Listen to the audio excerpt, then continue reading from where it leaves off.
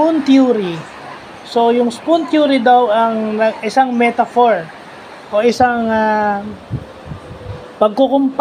comparing, parang isang idiomatic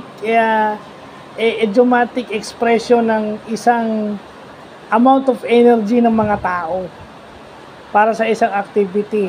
Ito rin daw ang nagpapakita ng chronic illness. Kasi yung based dun sa klase ng spoon, kung may disability yung isang tao, kung socially marginalized yung tao, yun daw ang pinapakita ng spoon theory. So, butit na lalaman natin to, no? So, yan yung mga bagong term ngayon. At kung kanina, neurodivergence, ngayon naman, spoon theory. So, yan yung mga bagay na nakikita natin sa mga ano na to. Nakikita natin ngayon na unti-unti natututunan natin. So, thank you Lord. Aside from the SONA, ito siguro yung alam ng mga taong gobyerno, itong spoon theory na to. So, yun lang po.